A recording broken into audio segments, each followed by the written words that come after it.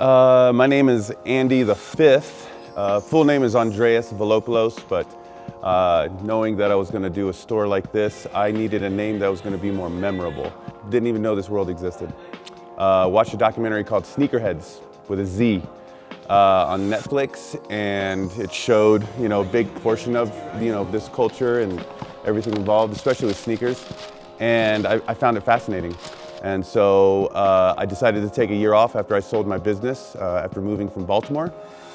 Discovered sneakers, and a year and a half later I was opening the store.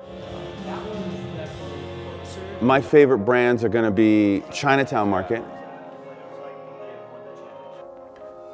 Supreme, Essentials, and Bape. Unless it has something attached to it, it's really, really hard to take off. And that's usually a collaboration. Collaboration with a music artist, a collaboration with another brand. Hype to me is the pinnacle of marketing. When, you've marketed your brand, whether it's through a music artist, whether it's through commercials, whatever. Once you hit this peak here, you no longer have to do anything. I would say number one is the Essentials. They've taken over of the most asked for brand. I can't keep, I got this tiny little rack over here and I keep putting stuff on it, every day, and it just goes. Second after that would probably still be Bape. I mean, Bape is just, staying strong. After that would be Supreme. After that would be probably V-Lone. And then after that, and a lot of it just because of the cost, Chrome Hearts. You don't necessarily see a lot of, say, people who are going after Supreme or Antisocial or Essentials, going after vintage, but I saw it crossing over. And so it opened up something to where I could bring in more options, because when it comes to owning a store like mine, you gotta have options. The more options you have, the better opportunity you will have to sell something. So that opened that up to that, and also price points.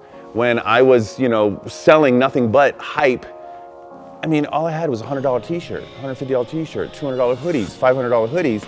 I'd have all these people that didn't know what my store was come in, look at a price, and just turn right around and walk out. And that bothered me. Nostalgia sells.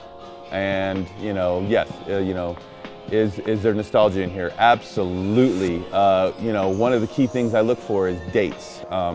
If I get a t-shirt that has 1995 on it, 1984 on it, it just elevates that piece to where, people now start connecting that date to, that was before I was born, or that was the year I graduated high school, or, nostalgia hits super hard with vintage, which is, definitely a big reason why I have it.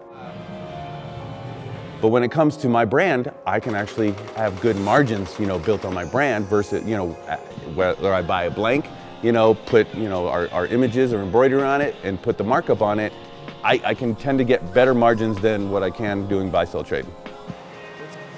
Sneakers, it's the foundation of the outfit. I mean, literally and figuratively. Most times I will pick the shoe first, and then I would build my outfit on top of it. Ultimately, it comes down to colors and putting colors together. And the fun part is, it's not necessarily where you have to blast it. Jordan 4s have taken over as the most asked for shoe. After that, it would be Jordan 3s and then Jordan 11s. Right now, I have a pre-owned pair of Chicago Jordan 1s, off-white. So I have them for $3,800. New, they go for about $6,000. But it's a collector's item. And my favorite model is a Jordan 1. I give a lot of credit to, it's a simple shoe. It can be worn many different ways with shorts, pants, all kinds of ways. And for my flat-footed self, they're super comfortable. And that's not always the case with everybody. How we got its name, it's, street culture reversed, Culture Street. So, I'd like to say that we are attempting to express street culture.